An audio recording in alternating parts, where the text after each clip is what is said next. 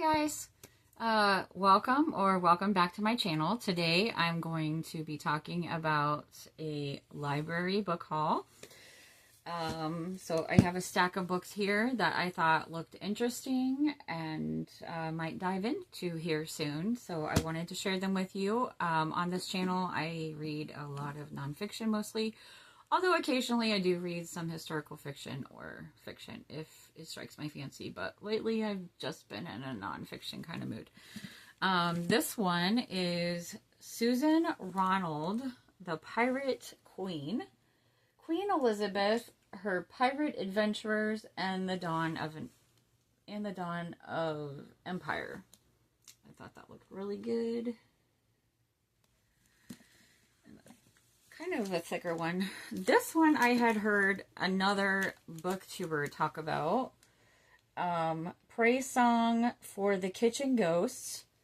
Stories and Recipes from 5 Generations of Black Country Cooks by Crystal Wilkinson. And it has recipes in it too. So I do want to dive into this. It looks really good. Actually, I think I requested the library order this, and they did, which they've been really good about ordering books that I request. So if you don't have the money to buy books, I do recommend that you get on your library website with your library card and put in requests. Because if they're like mine, they will usually order them, usually if they're newer books. Or they may borrow it from another library. I'm going to take a look. Sorry, all the talking, I get a dry throat. This one is Slow Noodles, a Cambodian memoir of love. Sorry, I need to put on my glasses here. Slow Noodles, a Cambodian memoir of love, loss, and family recipes by Shantha Nigam. And that one's kind of self-explanatory. I believe this one has recipes in it as well. But I'm not seeing them when I do a quick look, but I think there are some recipes in here.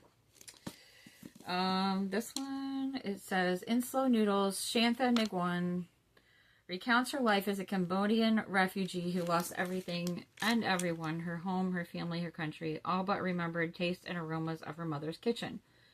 She summons the quiet rhythms of 1960s Batam Bang, her provincial hometown, before the dictator Pol tore her country apart and killed more than 1 million Cambodians. I have not read a book about Cambodia yet, and I do try to read books about other countries, so this is a good one. Many of them ethnic Vietnamese, like Nguyen and her family. Then, as an immigrant in Saigon, Nguyen loses her mother, brothers and sisters, and eventually flees to a refugee camp in Thailand. This sounds really good.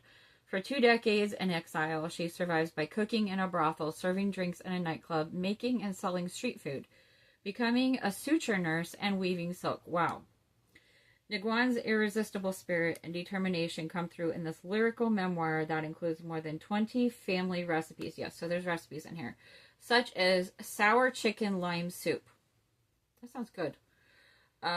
Green papaya pickles, pâté de foie, and I'm not sure what pâté is, but I have heard of that, as well as Khmer curries, stir fries, and handmade bon con noodles.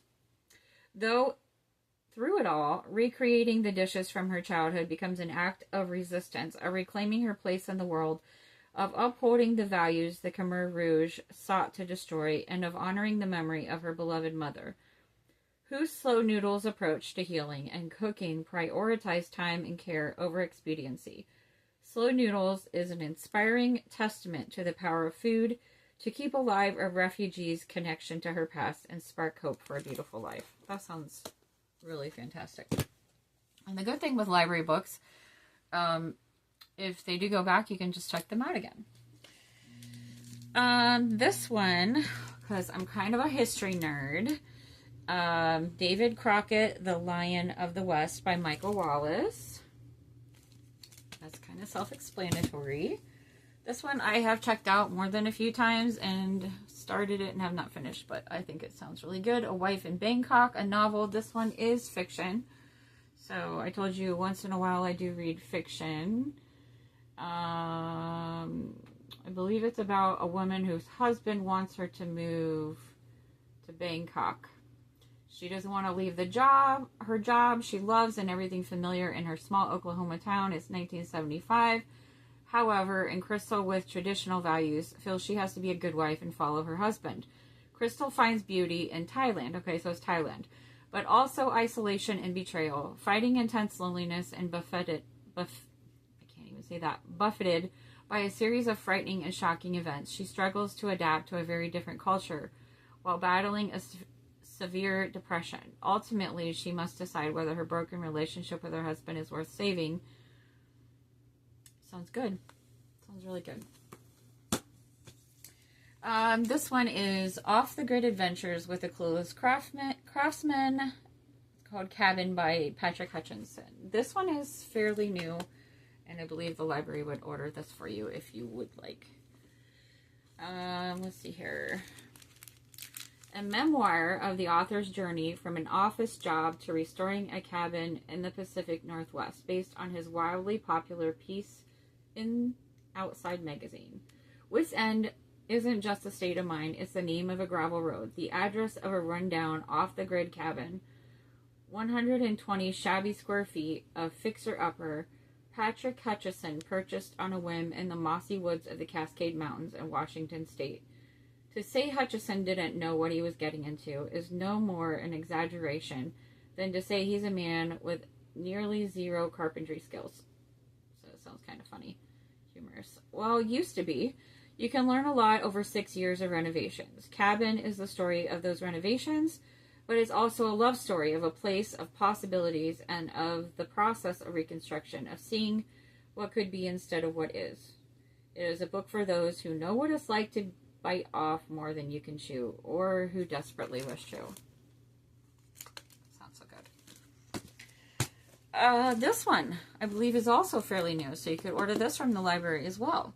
The Sea Captain's Wife, a true story of mutiny, love, and adventure at the bottom of the world by Talar J. Mazzeo. Screenshot that. Oh, okay, I'll read it. 19-year-old Mary Ann Patton and her husband Joshua were young and ambitious. Both from New England seafaring families, they had already completed their first clipper ship voyage around the world, with Joshua as captain. If they could win the race to San Francisco that year and complete one more circumnavigation, their dream of building a farm and a family might be within reach. It would mean freedom, and the price of that freedom was one last dangerous transit into the most perilous waters in the world. As their ship, Neptune's car, left New York Harbor and sailed down the jagged coast of South America, Joshua fell deathly ill and was confined to his bunk, delirious. The treacherous first mate, confined to the brig for insubordination, was agitating for mutiny. The second mate could not read, and so could not navigate. With not obvious option for a new captain and heartbroken about her husband, Mary Ann stepped into the breach and convinced the crew to support her, just as they slammed into a gale that would last 18 days. Determined to save the ship, the crew, and their future, she faced down the deadly waters of Drake's Passage and earned the admiration of a grizzled band of seamen with her indomitable spirit and raw courage, set against the backdrop of California gold rush and taking us to the brink of Antarctica. The Sea Captain's Wife finally gives Mary Ann Patton, the first woman to command a merchant vessel as captain, her due. Mazzeo draws on new archival research from 19th century women's maritime journals and on her own expedition to the Southern Ocean and Antarctica in search of Mary Ann's route. Thrilling, harrowing, and heroic, The Sea Captain's Wife is a story of one woman who, for love, would do what was necessary to survive. Take a screenshot of that. Sounds so good. 2 more books here. This one, there was a book about Desi Arnaz that I had seen on like Thrift Books and Better World Books. that was written by his daughter, Lucy Arnaz, and it was very expensive. I heard her recently in the last couple months or so say that there was going to be a new, a new reprint. Although this one doesn't have her name on it. I believe this is still tied to Lucy Arnaz, because I believe I heard her talking about it. Anyways, it has his name on it, Todd S. Purdom. Desi Arnaz, the man who invented television, and you should remember him from I Love Lucy. This sounds really good. This is a new book that you can also order, and I believe they did order this for me from the library as well. This one, I have gotten an interest in Seward because I had read a book about Abraham Lincoln and his cabinet. I will put the name of that book down here. And I got an interest in that because I read about his character in the book and everything that happened to him when they, you know, the people who killed Abraham Lincoln, they also made an attempt on his life. If you've never read that book, the book title I'm going to put down here with this is, I listened to it on audio and it was really, really good. And I have an easier time sometimes when I have really big, thick, chunky books to listen to them on audio. But anyways, I took an interest in Seward for that reason. And I also read a book about his daughter, Fanny Seward, who is an abolitionist. And of course, I said I love abolitionists and abolitionism.